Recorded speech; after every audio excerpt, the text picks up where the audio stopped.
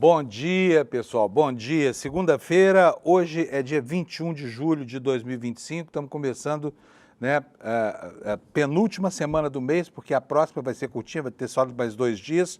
Nós já estaremos aí em agosto, mês do cachorro louco, mês em que o Supremo Tribunal Federal pode concluir todos os procedimentos para o julgamento do grande traidor da pátria brasileira, chamado Jair Messias Bolsonaro, e é possível até que o julgamento aconteça ainda em agosto, embora as previsões todas desaguem lá para o mês de setembro, né? Mas enquanto isso não acontece, os filhos desse sujeito continuam desafiando aí o bom senso e a legislação brasileira com uma das campanhas mais insidiosas que já foram registradas em nível planetário. É de espantar qualquer um que observe esses movimentos, como uma pessoa pode ser tão egoísta a ponto de rifar, né, de tentar construir uma situação de terra arrasada para a economia de um país por causa de um problema de uma família, problema familiar. Um problema de uma família criado, aliás, pela própria família. Porque, afinal de contas, quem vem gestando essa ideia de golpe de Estado desde o começo, desde antes da eleição do Jair Bolsonaro, aliás, desde muito antes dele começar a carreira política dele, porque sempre foi um golpista, né?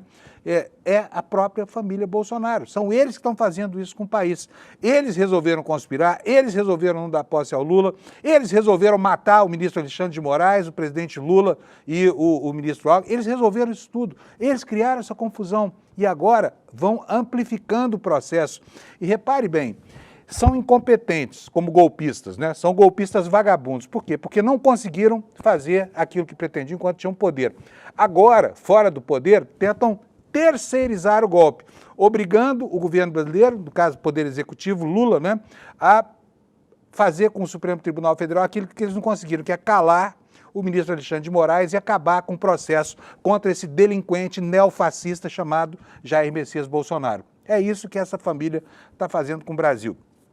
Então, todas as consequências que advierem disso, pode anotar no seu caderninho aí, ponha na conta desse déspota chamado Jair Messias Bolsonaro, que tem, inclusive, uma relação absolutamente anormal com os filhos dele, né? Que agora acham que movendo essa cruzada quixotesca aí vão conseguir convencer a Suprema Corte Brasileira a anistiar um vagabundo, que é isso que Bolsonaro é, um golpista, né? Um sujeito que não teve a dignidade sequer de cumprir a Constituição do país quando perdeu as eleições e foi expulso da presidência pela vontade da maioria dos eleitores brasileiros. Pode falar assim, não, mas foi só 1.800.000 a mais Tá bom, um voto numa eleição faz toda a diferença, tá? E nunca houve o problema central, que era a alegação que justificava, que fundava essa história de golpe de Estado, que é qualquer anormalidade no sistema de votação brasileiro, que, aliás, é um exemplo para o mundo, né? As democracias estão sofrendo no planeta inteiro uma grande depreciação. Basta a gente olhar lá para os Estados Unidos e ver aonde chegou aquela que um dia, até bem pouco tempo atrás, mencionava a si mesmo, né, como a maior democracia do Ocidente. A gente viu que essa democracia era um tigrezinho de papel, porque ela não resistiu a um tirano, né, imbuído da sensação plenipotenciária, né, de fazer do mundo o que quer. Não é só dos Estados Unidos, está querendo interferir agora na justiça de outros países aqui, numa campanha absolutamente predatória para a democracia global. É sobre isso que nós vamos falar durante o dia de hoje. E por aí, esse tipo de pensamento começa a orientar algumas ações que a gente vê, assim, bestificada. Por quê? Porque o que estão fazendo de atrocidades pelo mundo é algo que não tem explicação. Neste fim de semana, lá entre Israel e a faixa de Gaza, houve pelo menos 100 mortes, mais do que isso até, de pessoas que estavam sendo levadas a um centro de distribuição de alimentos. São 2 milhões de pessoas e 400 apenas em toda a faixa de Gaza, né, que o Estado de Israel mantém ali para dizer que não está fazendo nada. Mas é óbvio que uma grande multidão acorre a esses pontos de distribuição de comida, porque essa gente está faminta. E ao chegar lá são recebidos por saraivadas de metralhadoras dos soldados fascistas do exército de Israel, esse Estado genocida, que não aprendeu nada na Segunda Guerra Mundial e está repetindo com os palestinos aquilo que os alemães fizeram com os judeus, eles próprios, né, que agora ordenam essas ações. Então o mundo vai muito mal nesse meio de ano e o dia, o prenúncio da semana é o prenúncio de uma semana muito tensa, girando sempre em torno desses dois temas aí, né? Bom, Vamos começar aqui com a meteorologia. Quero mostrar para vocês, essa é uma área em que não há problema hoje no Brasil. O mapa da meteorologia mostra aqui o país livre de anúncios, né? Está aí na tela de vocês, só lá no extremo norte do país, isso já faz assim alguns dias, talvez 2 semanas, que nós temos esse registro aqui. Chuvas lá no Nortão, né, entre o Amapá, Roraima e a Cabeça do Cachorro, e no restante do Brasil nenhum alerta. Então nós vamos direto aqui para a previsão do tempo, porque aqui no sul, no sudeste, continua o friozinho, agora está ficando gostoso, porque já não é mais aquela friaça muito intensa e não tem previsão de chuva, né? Vocês podem ver aqui, olha, todo o mapa amarelinho, nas áreas amarelo mais escuro, é onde pode haver algum tipo de previsão de chuva, mas uma previsão muito pequena. O dia hoje deve ser ensolarado na maior parte do Brasil. Vamos ver aqui como é que ficam as temperaturas na área mais fria. Lá em Porto Alegre, o dia começou com 8 graus e a máxima vai a 21. Em Florianópolis começou com 13 e chega também a 21. Em Curitiba, que normalmente é a capital mais fria do Brasil, a noite teve 7 graus e o dia terá 21 de máxima. Aqui em São Paulo, 11 graus, agora 12, tá friozinho, né? Com 25 graus, portanto vai fazer calor durante o dia.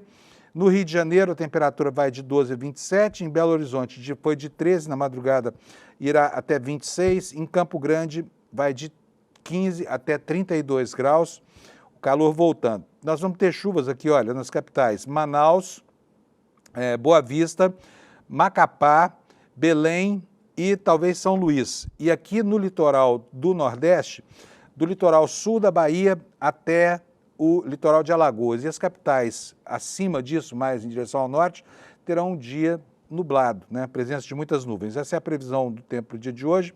Um dia sem muitas complicações e sem previsão de nenhuma tragédia climática, né? Agora vamos começar com as notícias do nosso dia, vendo o site do ICL, o iclnoticias.com.br, né? E a principal manchete aliás, não vou nem mostrar para vocês, porque o Sato já mostrou, em todo caso, vou contar para vocês aqui. Algumas semanas atrás eu fui assistir ao show de despedida do Gilberto Gil aqui em São Paulo. Foi um show maravilhoso, um show que vale super a pena. Não sei se ele continua essa turnê agora, porque, né, ele está sofrendo as dores da morte da filha, num processo que o Brasil inteiro vinha acompanhando, todo mundo torcendo muito pela Preta Gil, que acabou se tornando assim um símbolo na luta contra os múltiplos preconceitos estruturais que ainda estão na base da sociedade, né? Mas a Preta foi uma figura fantástica, ela quebrou vários estereótipos aqui, gordofobia, homofobia, racismo mesmo, né? Ela sintetizava uma espécie de conjugação de todas essas minorias atormentadas pelo racismo estrutural, pelo machismo estrutural, enfim, por tudo isso que incomoda a vida da gente, pela homofobia, por tudo isso, né? E o show do Gilberto Gil, na semana seguinte, foi uma coisa das mais emocionantes que São Paulo já viu, porque ele convidava, nessa turnê, cantores e compositores famosos para atuar ao lado dele em uma música ou duas. E nesse dia, uma semana depois do dia em que eu fui, infelizmente eu não estava lá nessa noite, mas eu vi a cena e fiquei muito emocionado. Ele recebeu a própria filha, Preta Gil, no tratamento, em um dos intervalos do tratamento da quimioterapia, e cantou junto a música Drão com ela, né? Foi muito bonito, acho que todo mundo viu isso, foi uma espécie de despedida precoce. O que a gente não sabia é que a Preta Gil ia durar tão pouco, né? Ao final de contas, esse câncer no intestino fez com que ela morresse ontem, né? Uma tristeza imensa, todo mundo achando que ela conseguiria mitigar essa doença e vencer a doença, o que não aconteceu. E Preta Gil vai fazer falta muito aqui no Brasil, não é só pela arte, mas é pela figura corajosa que ela incorporou, né? E por tudo isso que ela fez em benefício das minorias brasileiras. Então, a gente lamenta muito essa perda.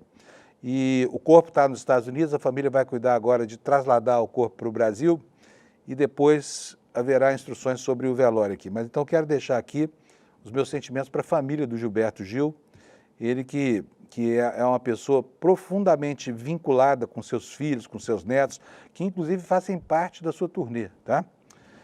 É isso aí. Hoje você vai ter a oportunidade de ler tudo a respeito da Preta Gil. Preste atenção sabe? Menos na celebridade, na cantora, essa coisa toda. Preste atenção na obra dela Quebrando Estereótipos. É muito importante o que a Preta Gil fez, tá? E essa, então, é a principal manchete aqui do nosso site do ICL, né? A morte dessa cantora aos 50 anos de idade, polêmica, corajosa, e a quem nós devemos agradecer por nunca ter se furtado em se colocar diante dos problemas mais intrincados que a gente vive no Brasil, tá? Vou continuar aqui com a página do ICL na capa. Nós temos aqui várias notícias hoje no campo da política com relação aos Estados Unidos, mas principalmente informações daqui de dentro, né? A primeira delas, a mais novinha de todas, e nós vamos falar das que ficaram aí ao longo do fim de semana, é essa revogação da prisão domiciliar de duas idosas que descumpriram as medidas cautelares quase 1000 vezes, uma delas, tá? Vou ler aqui para vocês um trechinho. Segundo o monitoramento das tornozeleiras eletrônicas, elas violaram as regras da dona, nunca respeitaram, tá? Nunca respeitaram. E foram parar na cadeia na semana passada e agora o Alexandre de Moraes mandou soltar de novo. Vamos ver o que nos diz aqui a Laila Neri da Folha Press na matéria reproduzida aqui no site do ICL. Iraci Nagoshi, 72, e Vildete Guardia, 74, condenados por participação nos atos golpistas do 8 de janeiro, tiveram prisão domiciliar revogada pelo ministro Alexandre de Moraes do Supremo Tribunal Federal. Segundo o monitoramento das tornozeleiras eletrônicas, essas duas idosas violaram as regras da prisão domiciliar. Uma delas, cerca de 1000 vezes, somente, ou seja, ela não ligava a mínima, né, para o fato de estar usando a tornozeleira. A dona Iraci Nagoshi descumpriu a prisão domiciliar 900 vezes só em 2025, segundo o monitoramento da tornozeleira. As violações incluem saída do domicílio, fim da bateria, falta de sinal de GPS. Casos são registrados pela Secretaria de Administração Penitenciária de São Paulo e foram todos eles comunicados ao Supremo Tribunal Federal. Quer dizer, o pessoal lá da Secretaria deve ter feito só isso esses dias, né? Anotado lá que essa senhora tão agitada, ela ficasse o tempo inteiro burlando as regras que deveria estar seguindo por ser uma das condenadas lá no 8 de janeiro, né? Olha só no dia 2 de junho, ela descumpriu as medidas cautelares 40 vezes num único dia. Isso dá, se ela ficou acordada aí, sei lá, 16 horas desse longo dia, isso dá mais ou menos 5 conspirações a cada hora, tá bom? Vamos lá, na decisão que determinou o retorno de Iraci à prisão fechada no dia 16 de julho, Moraes diz que a idosa despreza a justiça, o que parece óbvio, né? Mas o filho dela, do filho da dona Iraci, diz que os números apresentados pelo Supremo são tão absurdos, alegam dezenas de falhas por dia, o que não condiz com a realidade. Declaração ao jornal Gazeta do Povo, que é porta-voz da extrema-direita brasileira. Já Vildete Guardia violou as condições de prisão em 20 datas diferentes, ainda segundo o monitoramento da tornozeleira. A decisão de Moraes, no caso da Vildete, é de 7 de julho. A idosa retornou ao regime fechado no dia da Revolução Francesa, no dia 14 de julho, segundo um advogado próximo da família. O advogado dessas duas senhoras se chama Jason França, disse que as violações ocorreram por problemas técnicos informados à Justiça. Declaração dada a outro porta-voz da extrema-direita brasileira, Revista Oeste. A reportagem procurou o advogado, mas não conseguiu nenhuma manifestação e deixou aqui espaço para ele se manifestar se houver interesse. A reportagem também nos conta que essa dona Iraci já havia sido alertada pelo Supremo 2 vezes de que poderia perder a prisão domiciliar se continuasse saindo de casa sem autorização. Os alertas ocorreram em janeiro deste ano e também em outubro de 2024, ou seja, não foi por falta de aviso que ela voltou para a cadeia, né?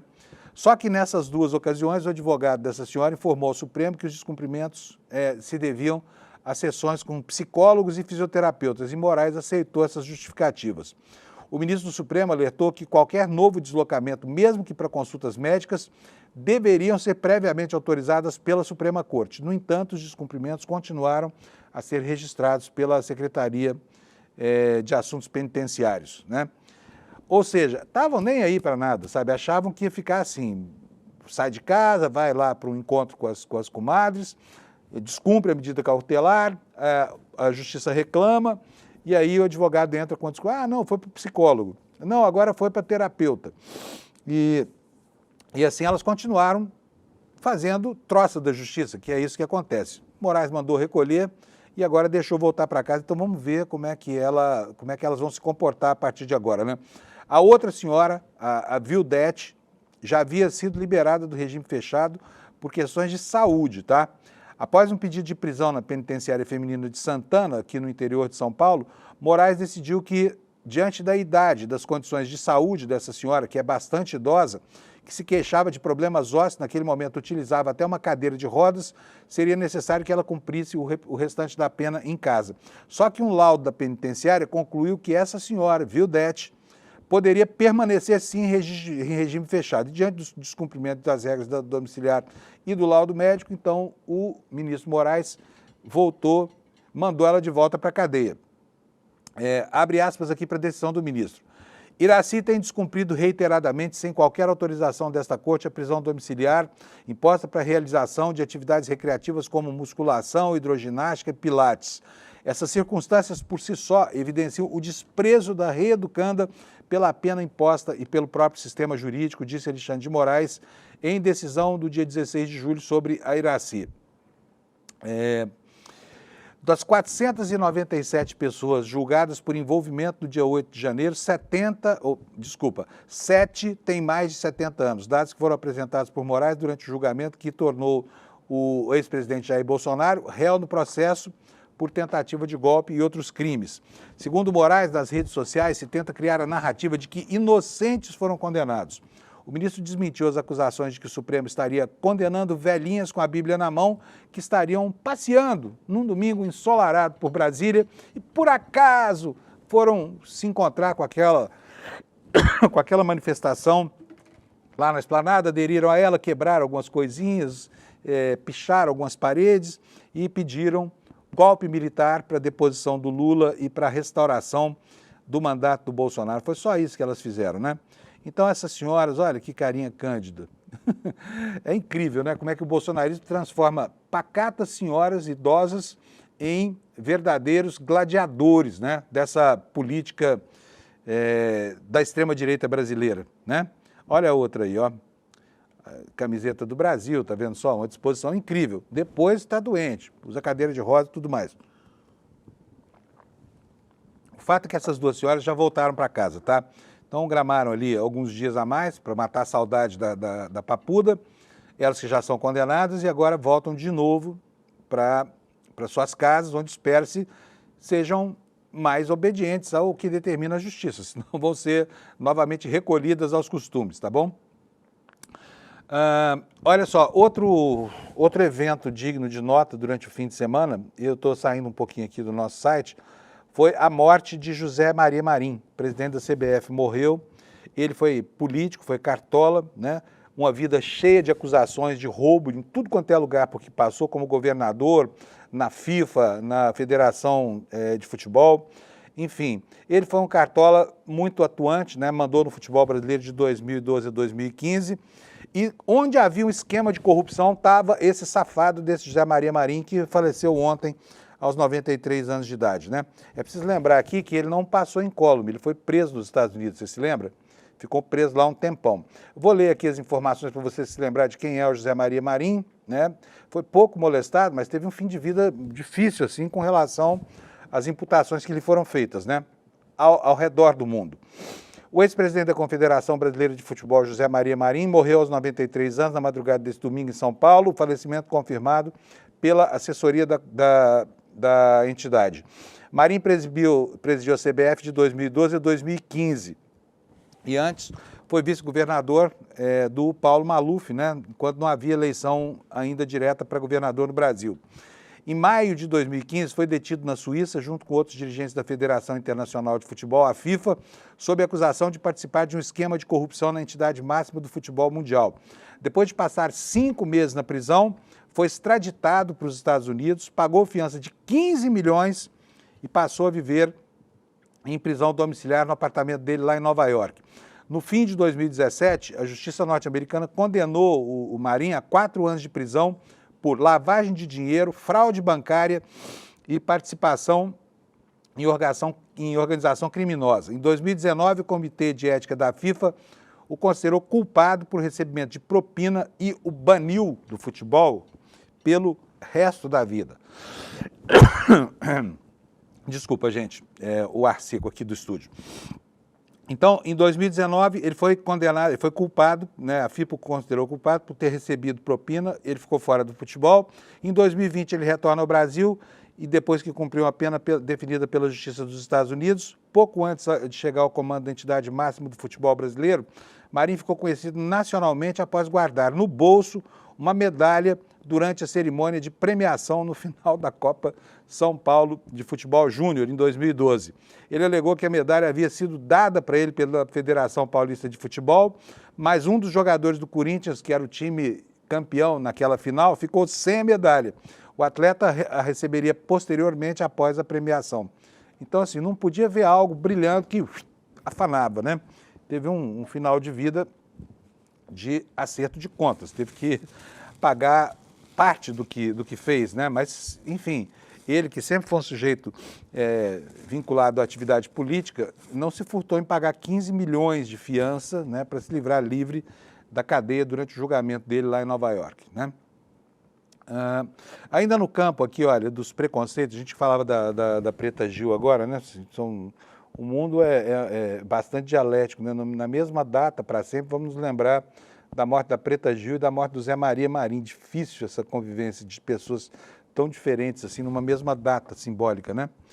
Mas vamos lá, olha só, temos mais baixarias, né, na área da extrema-direita, preconceito de toda sorte. Aqui temos no Brasil de Fato a manchete de que a Érica Hilton está processando a Antônia Fontenelle. Por quê? Racismo, injúria racial e transfobia. A vlogueira, que é assim que ela é chamada aqui na matéria do Brasil de Fato, proferiu ofensas e ameaçou a parlamentar no vídeo. Preta, de cabelo duro, como todos os pretos são, disse essa loira ariana, né?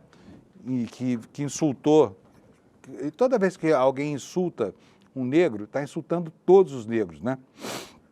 A matéria do Brasil de Fato nos diz que a deputada federal Érica Hilton, do PSOL, entrou com uma ação na justiça contra a influenciadora Antônia Fontenelle por danos morais. A parlamentar acusa a influencer de racismo, injúria racial, transfobia e pede uma indenização de R$50 mil.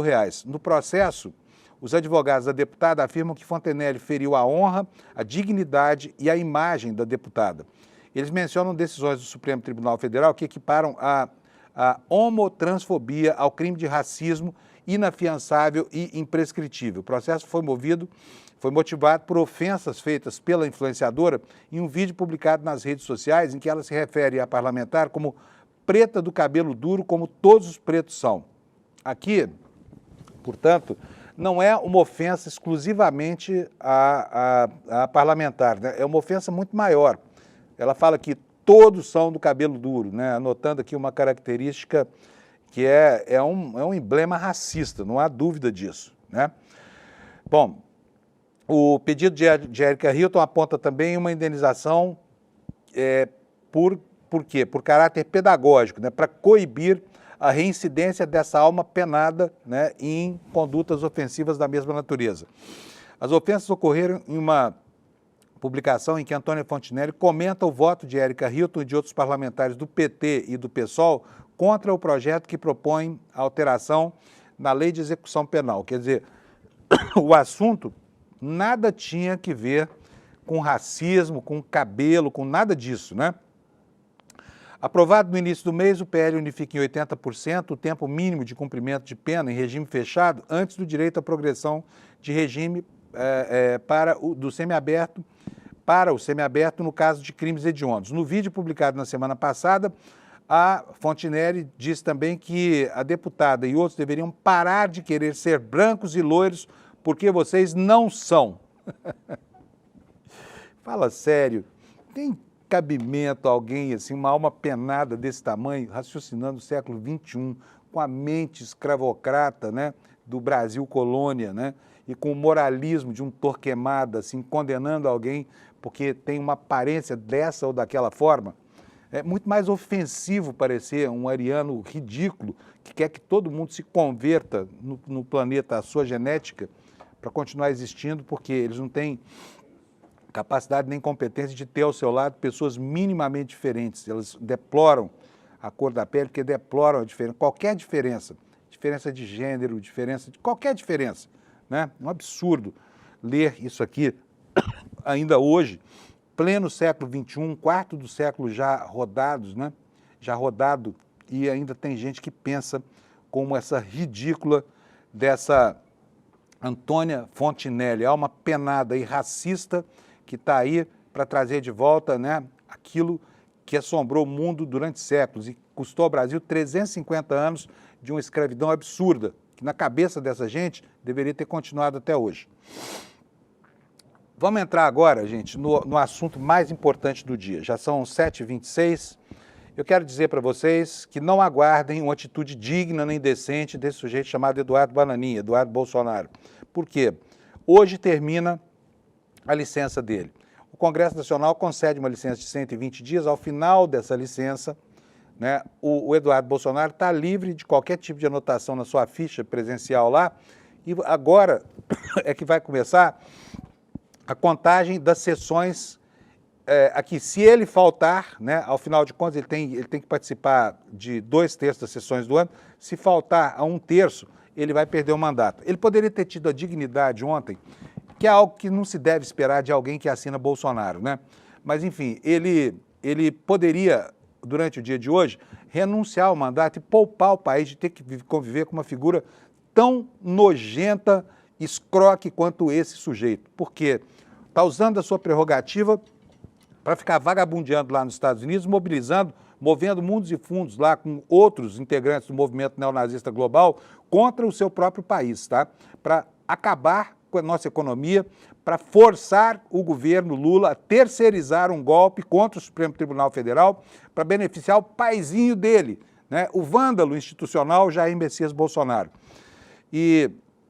Só que o que se espera de dignidade dessa gente frustra quem espera, porque eles não são capazes. É impossível esperar que eles cumpram minimamente uma agenda ética, porque eles não sabem o que é isso, né? Então, hoje, ele começa a ser um deputado ausente. Disse ontem que não vai deixar de ser deputado, tá? Vai usar o tempo todo o que importa lá nos Estados Unidos, onde está sendo mantido pelo pai, sabe-se lá mais por quem, né, para conspirar contra o Brasil, tá? Mas vai continuar na condição de deputado aqui. Ele tem agora 44 sessões ainda para faltar durante este ano. Até lá, segue como deputado. E sabe o que é pior? Não está fazendo nada, está lá vagabundeando nos Estados Unidos, mas está recebendo salário a partir de hoje, tá? Ele disse que durante o tempo da licença, nesses 120 dias, não recebeu salário. Ainda que isso seja verdade, que é algo para se provar lá para frente, agora não há essa alternativa, porque como deputado no exercício do mandato, embora ausente, ele continua fazendo jus ao salário de 43 mil e tantos reais, tá?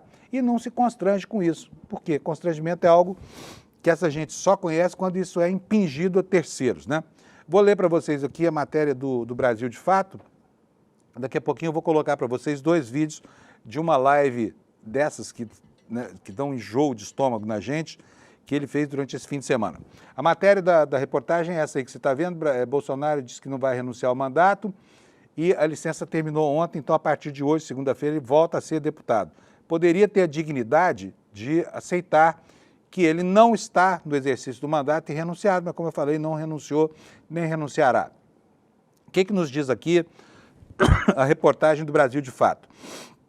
O deputado federal Eduardo Bolsonaro afirmou neste domingo que não vai renunciar ao cargo.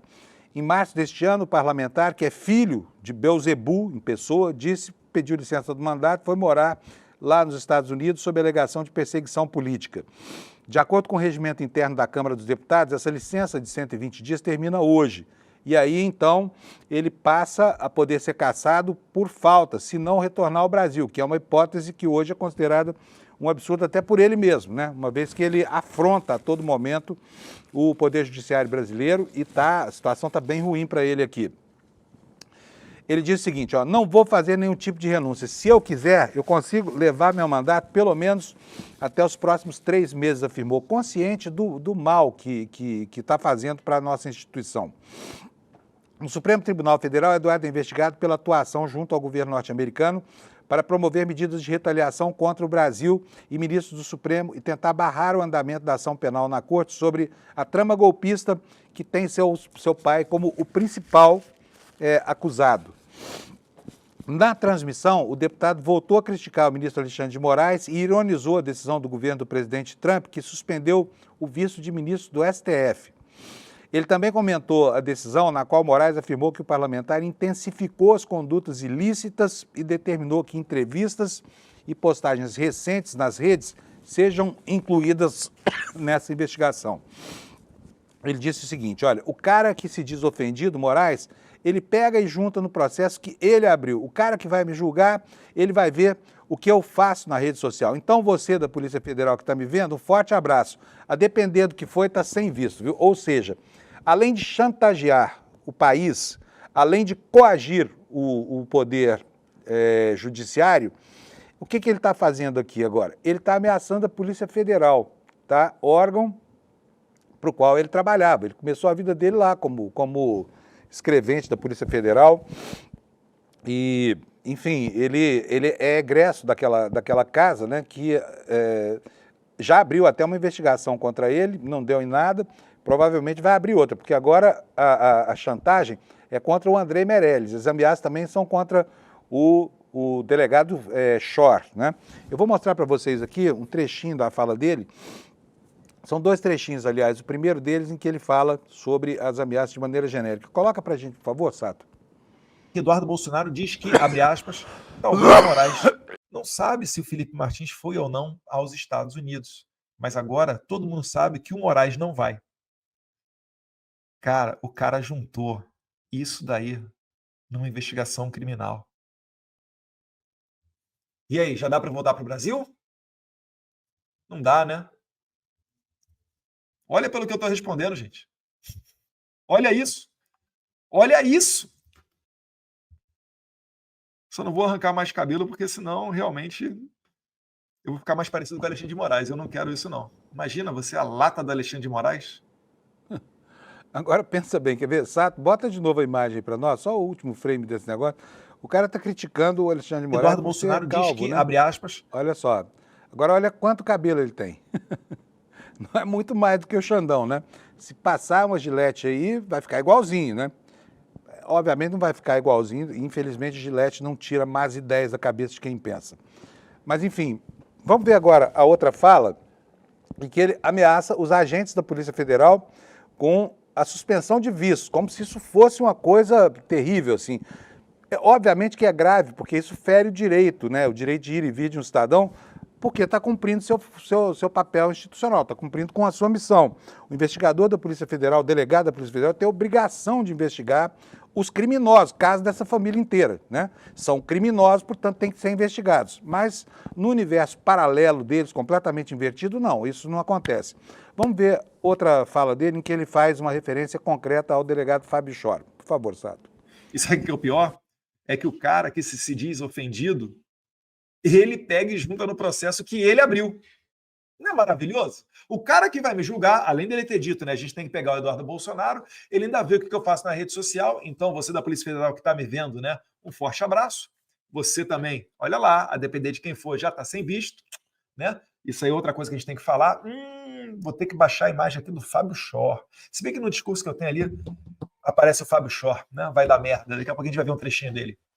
Então, o cara vai junta o material numa investigação que depois vai virar um processo que ele vai julgar. Conseguiu compreender? Aliás, como é que o Alexandre de Moraes pega tudo da minha família? E o cara não se diz impedido em nada. O cara não se diz suspeito em nada. Jair Bolsonaro protocolou, quando era presidente, impeachment do Alexandre de Moraes. O Alexandre de Moraes disse, a gente tem que pegar o Eduardo Bolsonaro. E tudo da nossa família cai na mão dele. Não é sensacional? Essa distribuição do STF, né? Melhor mesmo só quando o Gilmar Mendes fala que o relator do processo do IOF tem que ser o Alexandre de Moraes. E vai e cai na mão do Alexandre de Moraes. Meu Deus do céu. Isso é uma várzea de país. É assim que ele se refere ao Brasil, uma várzea de país. Agora é engraçado porque esse cara é formado em Direito pela Universidade Federal do Rio de Janeiro, não aprendeu nada, não deve ter ido à aula, porque chama juiz prevento. O juiz que cuida de um determinado caso continua recebendo tudo o que diz respeito àquele caso, juiz prevento, tá? Ele não sabe o que é isso, né? Até um analfabeto em direito como eu sabe o que é o juiz estar prevento, ele recebe todos os atos conexos ao processo dele, e é o que está acontecendo. Não tem nada de irregular nisso, tá, gente? Nadinha. Vamos continuar aqui, gente, falar um pouquinho sobre o clima lá nos Estados Unidos, porque a coisa lá está bem quente mesmo, né? A sociedade americana, ou estadunidense, como queira, começa a digerir essa história das deportações. E olha, as imagens que a gente tem visto são tão horripilantes, né? Porque o ICE se transformou numa espécie de SS do Trump. Eles vão a festas de batizado, festas de aniversário, portas de escola. Eles estão na porta do tribunal da imigração, esperando as pessoas que vão lá reivindicar algum movimento processual para pegar essas pessoas e levar embora, para nunca mais, né? E as ameaças contra eles, a cada dia que passa, mais furibundas, assim. O Trump faz questão de criar um clima de terror lá nos Estados Unidos para assustar os imigrantes. Ele quer um país como o Hitler queria, um país só para os alemães, na década de 30 do século passado. Esse neonazista do Trump quer uma América só para americanos, né?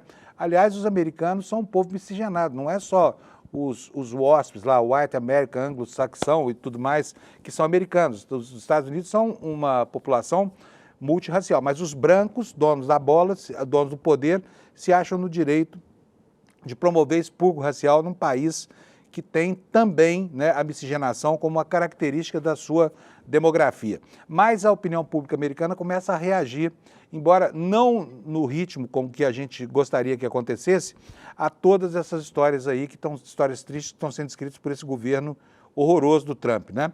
A matéria aqui nos dá conta de que o apoio às deportações está caindo, segundo as pesquisas. Mas vocês vão ver que, embora em queda, eles são muito grandes. Ele é muito grande, esse apoio a esse tipo de política. O que diz aqui a nossa reportagem? Pesquisas publicadas neste domingo indicam queda no apoio de americanos às medidas duras do presidente Trump contra a imigração irregular, no momento em que o republicano completa o seu 6º mês de mandato após o retorno à presidência da República. Trump venceu as eleições no ano passado, em parte com a promessa de lançar essa campanha hedionda de deportações, chegando a chamar os imigrantes de selvagens e de animais, repetindo o que o seu, digamos assim, o seu precursor histórico, Adolf Hitler, fez com os judeus. A mesma coisa. Levantamento de opinião da CNN e da CBS mostraram que o presidente perdeu o apoio da maioria da população em relação a essa política migratória. Segundo a CNN, 55% dos entrevistados acreditam que as operações de detenção, frequentemente vistas online em vídeos virais, mostrando agentes mascarados e sem identificação prendendo pessoas nas ruas, elas foram longe demais, né? Estão indigestas até para os reacionários da opinião pública americana. Esse número representa um aumento de 10 pontos percentuais em relação a uma pesquisa semelhante realizada em fevereiro, um mês após o Trump assumir o cargo. Nessa mesma pesquisa, ela mostra que 57% da população são contra a construção dos campos de concentração, que eles lá chamam de centros de detenção em massa, e apenas 26% aprovam a medida. Aí me pergunto, né? 26% de uma população escolarizada, rica e com acesso a todas as fontes de informação, apoiando esse tipo de expurgo nazista, você acha que é pouco? Eu acho que é muito, sabe? Um cidadão, um americano em cada 4 apoiam essa temeridade. Que absurdo. Olha, e aí uma outra pesquisa, a pesquisa da CBS, também mostrou a queda de apoio à política migratória do Trump. Ela revelou que 56% dos americanos acreditam que o governo Trump está mirando imigrantes que não representam ameaça à segurança pública, ante 47% no mês anterior. Quer dizer que só aqui houve um avanço de 9 pontos na rejeição a esse tipo de política, né? Já a aprovação das políticas migratórias caiu de 49, segundo a CBS, caiu para 49, frente a 54% no mês passado e 59% em fevereiro. É outro dado que eu acho da maior gravidade, você ter metade da população americana achando que está certo expulsar os imigrantes lá, né? E depois vem reclamar os fazendeiros, né? Os industriais, que não tem gente para trabalhar, porque serviços que os americanos não gostam de fazer, porque eles detestam fazer força, já não tem mais quem faça por lá, né? Bom, vamos lá. Apesar disso, o apoio dentro do Partido Republicano segue praticamente unânime. 91% dos republicanos apoiam as deportações. Entre os independentes, a rejeição é de 59% e entre os democratas, essa rejeição chega a 86%. Trump, que voltou à Casa Branca em janeiro após seu primeiro mandato entre 2017 e 2021, celebrou os 6 primeiros meses da nova gestão com uma visita ao seu clube de golfe na Virgínia, próximo a Washington, e classificou o período como um dos mais importantes para qualquer presidência. 6 meses não é muito tempo para ter ressuscitado completamente um país importante, escreveu ele, né, da maneira imodesta que ele escreve sempre, na plataforma dele, a Truth Social. Há um ano, nosso país estava morto, sem nenhuma esperança de ressurreição, disse, acrescentando que agora os Estados Unidos são o país mais respeitado do mundo. Puxa vida, hein? Que grande conquista é essa? Eu diria que não são mais respeitados, são mais odiados do planeta, né? E são tolerados apenas por conta da sua força militar e da sua força econômica, né? Agora, essa política do Trump causa náuseas ao redor do planeta e começa a causar náuseas lá dentro dos Estados Unidos também. Que mais? De acordo com a pesquisa da CBS, o índice geral de aprovação de Trump caiu. Apenas 42% aprovam a gestão dele atualmente, antes 53% em fevereiro. A notícia boa aqui é que se as eleições americanas fossem hoje, ele seria derrotado, né?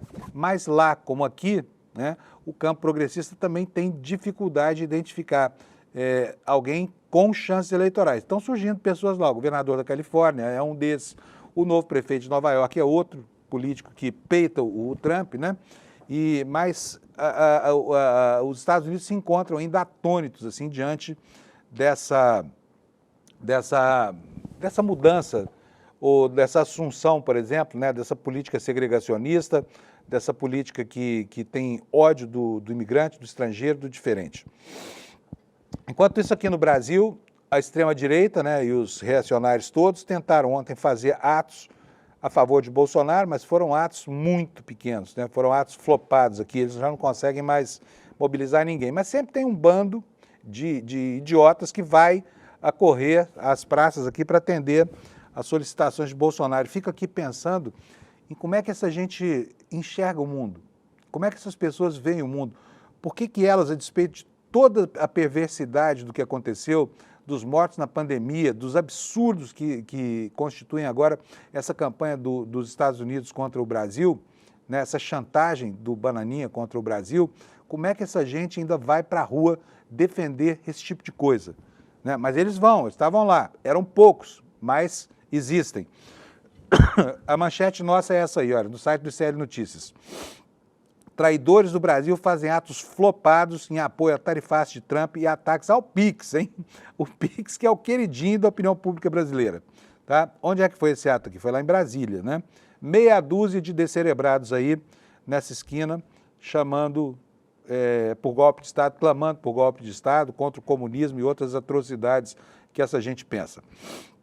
Apoiadores do ex-presidente Jair Bolsonaro fizeram na manhã deste domingo protestos vaziados contra Alexandre de Moraes e Lula, do PT, e, não poderia deixar de ser, a favor de Trump, presidente dos Estados Unidos, em algumas cidades do país. As imagens divulgadas mostram pouca adesão da população ao movimento.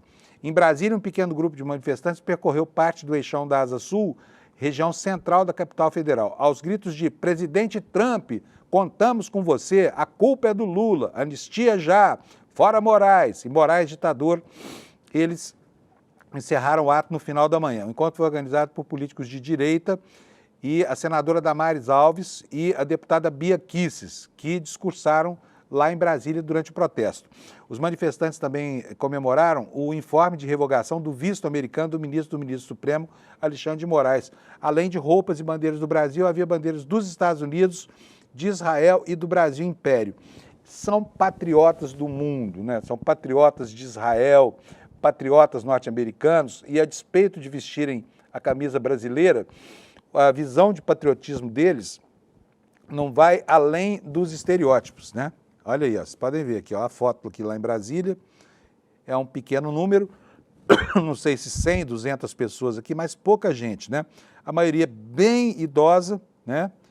e, enfim, todos eles compartilhando aquele sentimento pátrio de amor pelos Estados Unidos e pelo Estado de Israel. Vamos passar aqui adiante. Olha só, muito se estuda hoje no Brasil, entre economistas, professores universitários, sobre o impacto que terá o tarifácio de 50%. E eu digo para vocês, no fim de semana eu conversei com algumas pessoas e fiquei até preocupado com isso, que parece ser algo que está se cristalizando por aí. Inclusive o ministro Fernando Haddad já falou isso. Eu pessoalmente não concordo. Acho que o Brasil tinha que ter uma posição de confrontar essas tarifas, mas as consequências para isso seriam muito ruins para o empresariado brasileiro, que teria que pagar, se houver a aplicação de uma tarifa semelhante, teriam que pagar por insumos, como, por exemplo, o fosfato, que vem dos Estados Unidos para a fabricação de adubo químico, né, para as lavouras, os fertilizantes, os venenos que a agricultura usa, tudo isso vem de lá. E isso oneraria muito a produção do nosso agronegócio, que é muito competitivo. E oneraria também a produção das empresas que usam tecnologia, com equipamentos importados dos Estados Unidos e tudo mais. Só que os cálculos que têm sido feitos agora mostram para a gente que talvez o impacto econômico não seja tão severo assim quanto se imaginou num primeiro momento. O impacto político não, esse é grande. Daí essa manchete do valor econômico, dando conta de que, em reuniões com o Banco Central, economistas estão vendo efeitos contidos desse tarifácio de Trump contra o Brasil. Eu não imagino aqui, qualquer coisa que a gente possa importar dos Estados Unidos, se for elevado o valor em 50%, vai causar um impacto enorme, né? E quem vive de insumos exportados por lá, exportados por eles aqui para nós, importados pela gente aqui, vai sofrer horrores, né? Olha, mas tem muita coisa que é possível fazer numa manobra interna de realocação, por exemplo, de produtos brasileiros que passarem a não encontrar mais uma condição de competitividade no mercado americano. Mas eu gostaria muito de entender como é que eles vão fazer, por exemplo, com o suco de laranja, que é uma tradição no café da manhã americano. Será que eles vão trocar o suco de laranja pela Coca-Cola? Talvez isso aumente um pouco mais os problemas de obesidade que estão massacrando a população de lá, né? O que eles vão fazer com o café? Os americanos prezam café, 80% do café que eles bebem lá vem do Brasil, né? As grandes empresas lá que produzem café, Starbucks e Companhia Limitada, estão às turras. E a Câmara Americana de Comércio, que é a maior entidade corporativa dos Estados Unidos, já manifestou repúdio às tarifas do Trump contra o Brasil. Nós estamos falando de um movimento de americanos para americanos, tá? E agora, com mais serenidade, com mais vagar, com mais distanciamento, né, da data do impacto lá do anúncio do tarifaço, os economistas começam a fazer as contas e estão achando que o prejuízo não é tão grande assim, hein? Vocês me perguntam assim, o que dá para fazer com relação, por exemplo, ao suco de laranja brasileiro? Talvez vender para outro país, talvez incorporar a merenda dos estudantes brasileiros, né? É muito suco para ser absorvido. Mas fica aqui a pergunta, como é que os americanos vão substituir uma coisa pela outra, né? Não sei como eles vão fazer lá, se vão trocar o suco de laranja pela Coca-Cola ou não. Vamos ler aqui um trechinho da matéria do Valor para que a gente tenha uma ideia do que está acontecendo por lá. Apesar do momento conturbado do ponto de vista político da relação Brasil-Estados Unidos, economistas apontaram em reunião com o Banco Central que o momento parece mais confortável em relação à inflação e que os sinais de enfraquecimento da atividade econômica já começam a volumar. E o Banco Central apostando no enfraquecimento da economia brasileira, mas por outros motivos, principalmente pela taxa de juros draconiana que eles insistem em sustentar por lá. Abre aspas aqui, fui bastante preparado para discutir o episódio das tarifas, mas gastamos mais energia falando sobre inflação e atividade.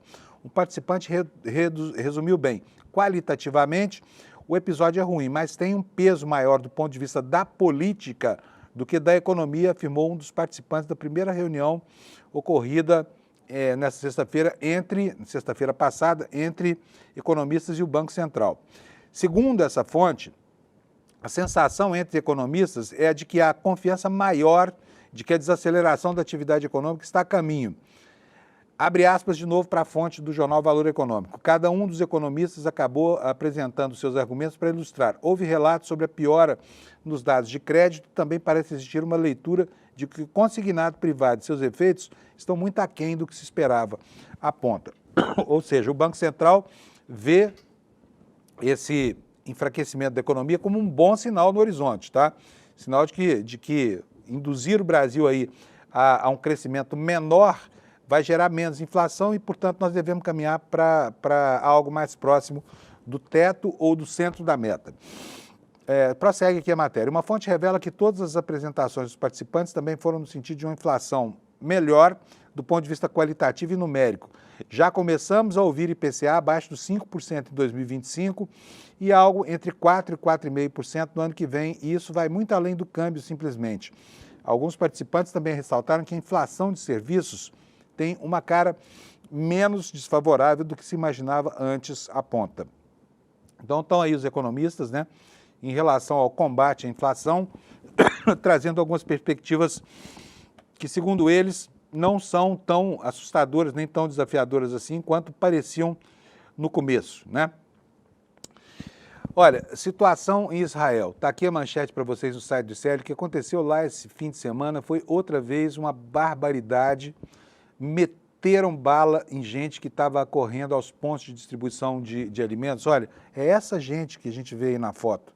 É essa gente que foi atingida pelas saraivadas de metralhadora disparadas por soldados desse exército fascista de Israel contra pessoas famintas que estavam indo buscar a comida escassa distribuída pelo Estado de Israel. Aqui na capa do New York Times, quero mostrar para vocês aqui, olha, a manchete está assim, ó, tropas israelenses matam dezenas de pessoas que buscavam comida perto da fronteira, dizem autoridades de Gaza. Está aqui, olha, as imagens aqui, os depoimentos das pessoas que estavam lá nesse centro de distribuição, falando, eles mandaram levantar as mãos, e aí começaram a atirar contra eles, que é o que sempre acontece. Foram 2 episódios, no primeiro, que foi verificado entre sexta e sábado, aconteceram 39 mortos, 150 feridos, e ontem foram mais 79 mortos, né? Um absurdo que assim, o exército de Israel crie arapucas, que é exatamente isso. Coloque ali centros de distribuição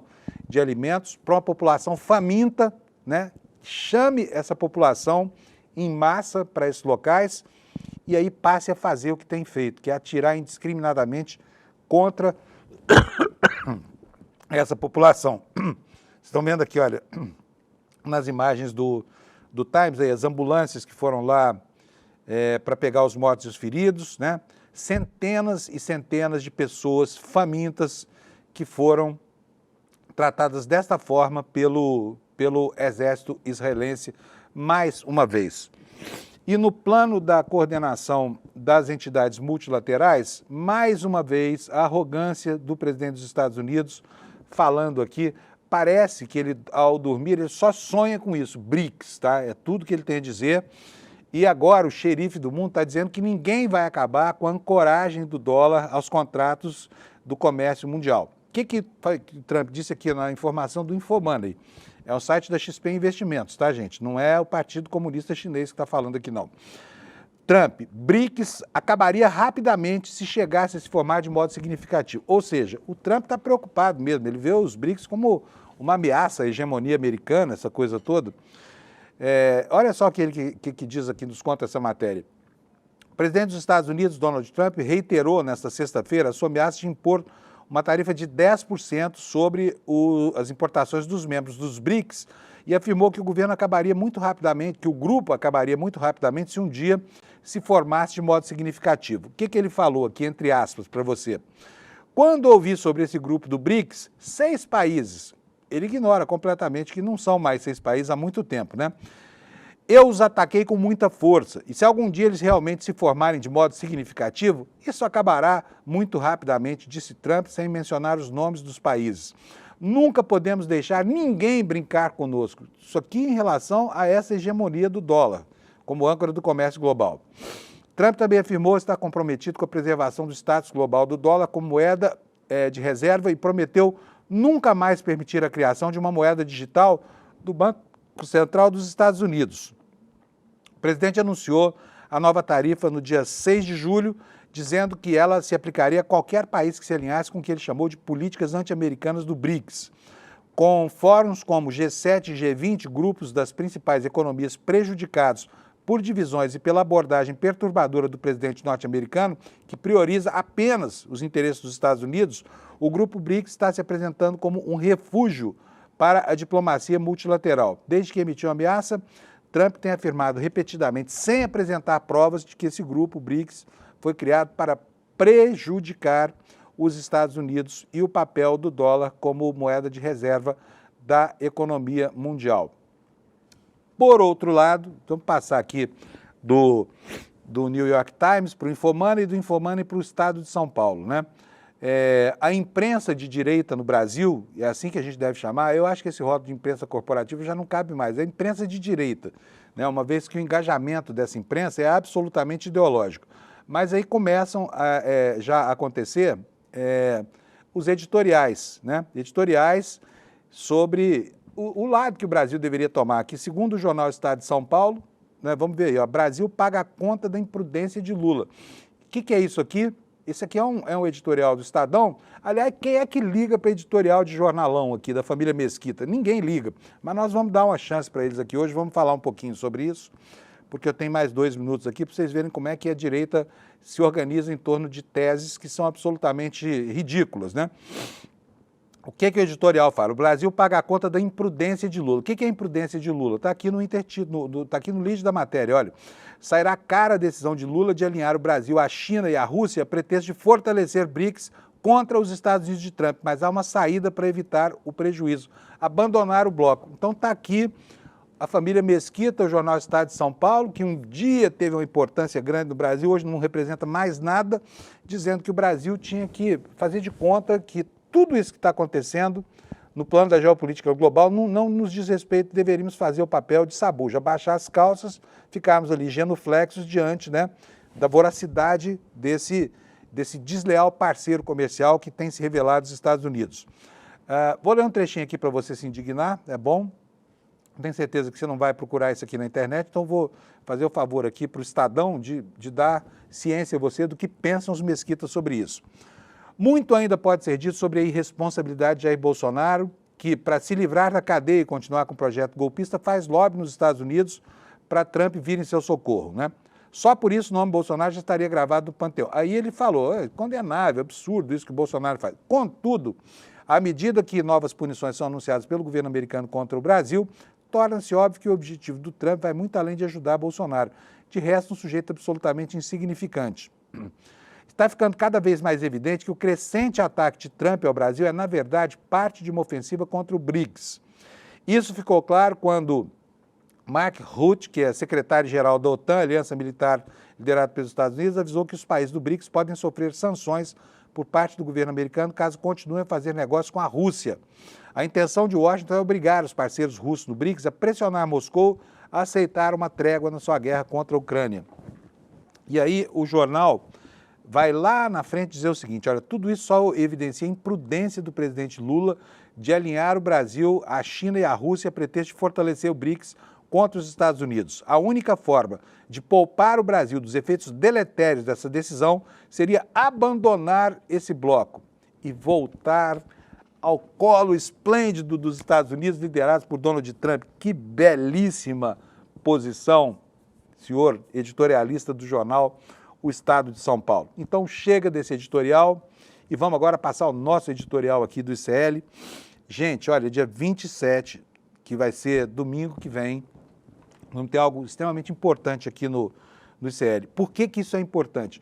Porque o ICL vive das receitas auferidas com a comercialização de assinaturas para acesso aos seus produtos pedagógicos, que são o quê? Cursos, pós-graduações, programas de fortalecimento das cadeias, das redes sociais, né, como o MST e Companhia Limitada. Tudo isso faz do ICL um lugar muito diferente para um jornalista trabalhar, um jornalista que se pretende aqui, que sabe da importância social do jornalismo, e também para você que recebe as informações sem filtro que a gente passa por aqui. É por isso que o ICL lança essas campanhas de tempos em tempos, e essa que vem aí é uma campanha muito importante, porque ela vai mudar substancialmente a maneira como você vai se relacionar conosco e vai poder nos auxiliar, né, a transpor os desafios do financiamento da atividade pedagógica e da atividade jornalística, tá? Chama-se ICL Eterno essa campanha. Eu peço a você que preste atenção e fique de olho nela.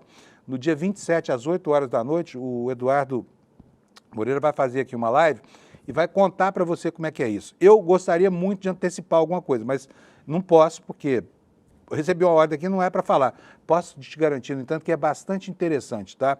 E eu acho que você vai gostar muito do que você vai ver dessa proposta que o Eduardo Moreira está lançando aí, que é uma proposta absolutamente inédita em todos os termos. Então, se você quiser conhecer, pega já o seu link aqui, olha, no despertaicl.com.br, você vai pegar seu convite para participar dessa live do próximo domingo. Não deixa de fazer isso não, tá? Você não paga nada para participar da live, nem precisa apoiar o ICL, nem nada. É só ir lá e assistir para saber que proposta é essa que o Eduardo Moreira criou e que vai nos dar aqui a solidez que nós precisamos para continuar crescendo e levando cada dia mais esse jornalismo ao encontro daqueles que precisam da informação para sobreviver à aspereza e hostilidade do mundo da política e do mundo da economia, tá bom? Vou me despedindo de vocês aqui, já estou atrasadão. Um abraço, boa semana para todo mundo. Amanhã, 7 da manhã, estamos aqui para atualizar as coisas que aconteceram neste louco planeta Terra redondinha. Tchau, obrigado. O ICL foi o único veículo de imprensa monitorado e perseguido pela ABIN paralela de Jair Bolsonaro. Nas mais de 1000 páginas do relatório da Polícia Federal, só o ICL aparece como veículo de imprensa. O motivo, todos vocês sabem. O jornalismo independente, que não tem patrocínio, nem verba de empresas nem de governo, e fala o que tem que ser falado. Eles tentaram destruir o ICL, mas eles não conseguiram. Agora, o pior para eles ficou guardado para depois. Mais especificamente para o dia 27 de julho. É nesse dia que eu vou anunciar as novidades mais revolucionárias da história do ICL. O início de um novo capítulo do ICL. E se o ICL já tirava o sono dessas pessoas antes, depois do dia 27, elas vão ver o tamanho do problema que elas compraram.